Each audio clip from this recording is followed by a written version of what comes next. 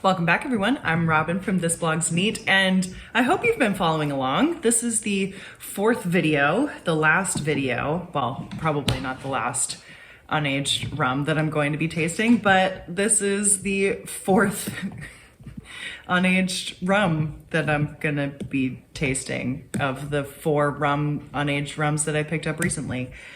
Can you tell that I've been tasting them one right after the other? What I'm tasting today is something that I'm very, very excited about tasting. I was excited about tasting all of them, but I think a lot of you out there are also excited for me to taste this, and I don't know why I'm pretending like you have no idea what I'm gonna be tasting because you clicked on the icon for this video. But yeah, we're gonna be trying Rivers Rum.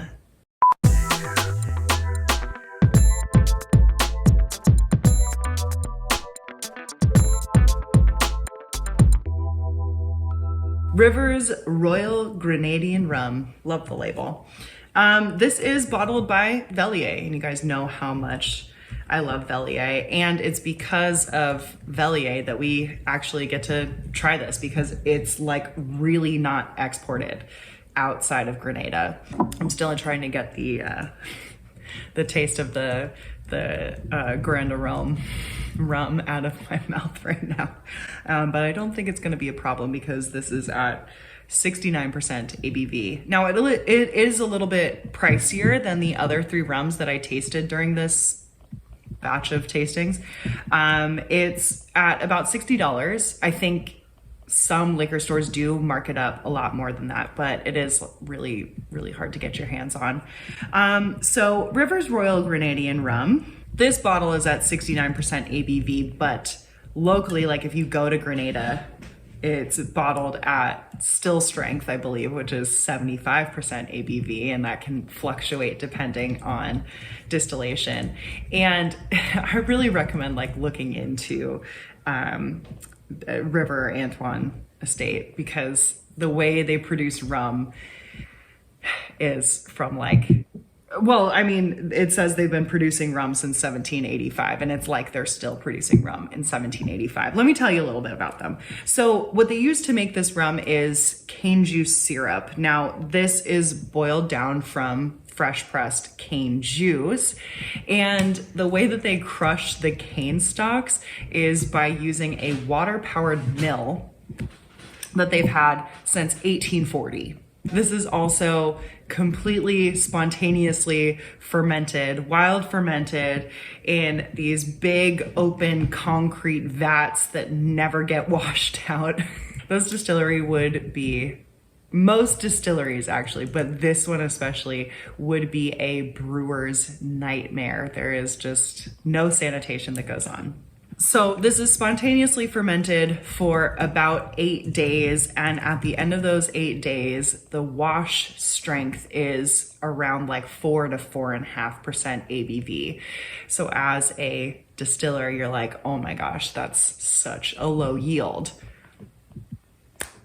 Yeah, but that's spontaneous fermentation for you. Once it's been fermented, then it's distilled, and they have double retort pot stills, and they are direct fired using hardwood that's been scavenged from the nearby surrounding area. So wood fired double retort pot stills, and the double retort pot stills are loaded up with 475 gallons of wash. And I just want us to appreciate how little the yield is. So this is getting loaded up with 1,800 liters or 475 gallons of wash. And then the spirit that comes out, the rum that comes out from that is 77 liters or 20 gallons. 20 gallons of rum at 75% ABV. And then they pretty much just bottle it at distillation strength, or because the planes will not fly with rum that's at 75% ABV, it has to be under 140 proof or 70% ABV. So this is at 69. So yeah, the yield is super, super low. Now, something that I thought was so hysterical was the way it's bottled. It is bottled by the workers scooping the spirit into a 10-gallon Igloo cooler and then using a little spigot and filling it up from there. That's how it's bottled. So the other 3 rums that I tasted were all fermented molasses. This, as I said, is fermented syrup, cane syrup. So not quite molasses yet, but it's also not quite cane juice, right? So it's giving me almost like some of the aspects of both a molasses rum and a cane juice rum, which is really interesting. So I'm getting this herbal quality. I'm also getting some nice waxiness. There's a lot of fruits. Yeah, there's a vanilla waxy quality here. The vegetal quality is like a really thick, like crabgrass. Okay. I like smelling it out of the bottle. Do you get a breadiness? Well, no, I'm getting like straight up. What is it? It's like a fruit leather, but like a very, very sweet fruit leather. Figs, fresh figs. It's like a darker fruit. Dark fruit. Maybe even like some grape even in there. Grape? Yeah, like just very little, but I mean like a dark purpley fruit leather, a bunch of fruit smashed in. Plantain.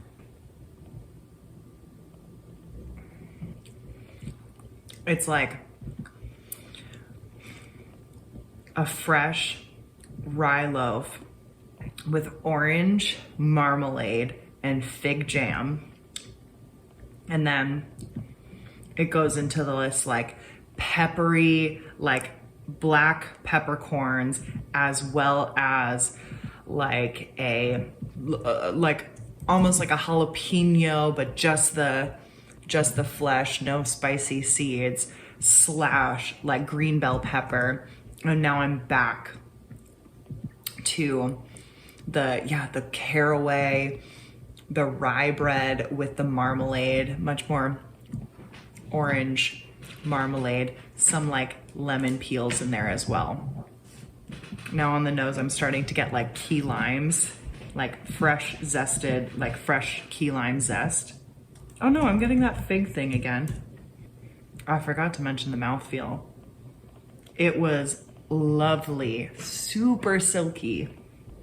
Stewed apples with cinnamon and a little, yeah, that grassy thing.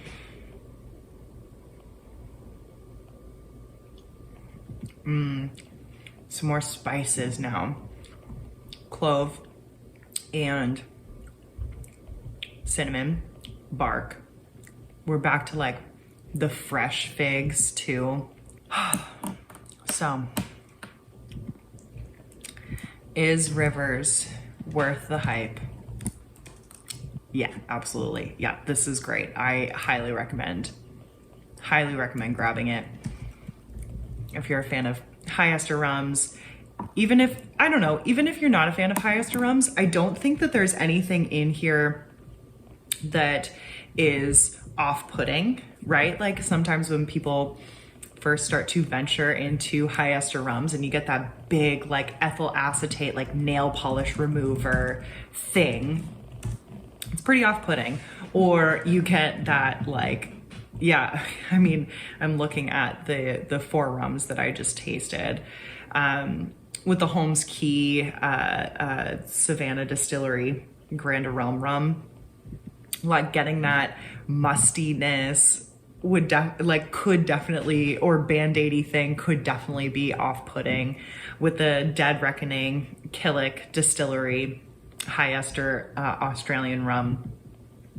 Like that cheese thing right off the bat could also be off-putting, but like there's nothing in here to me that says like, the only thing would be the 69% ABV. That would be the only thing that's kind of off-putting for someone who's not used to big, bold, funky rums. But this is great. So whether you're into big, bold, funky rums or not, like I would definitely recommend this. It's really, really great. If you've tried this, let me know in the comments below.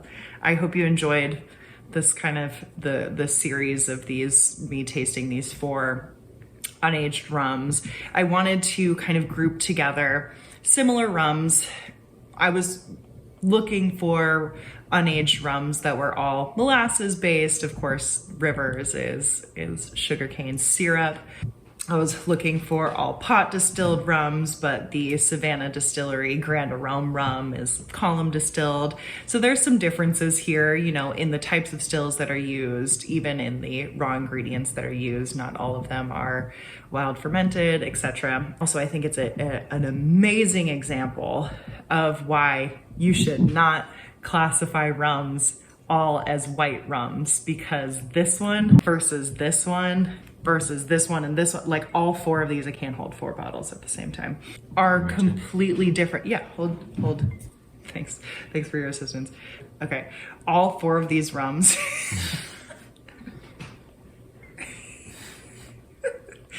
are completely different from one another. There's so having the classification as white rum or silver rum is silly when they all taste so different from one another. Anyways, unintended rant. But yeah, let me know what you thought of these videos and what you think of Rivers Rum.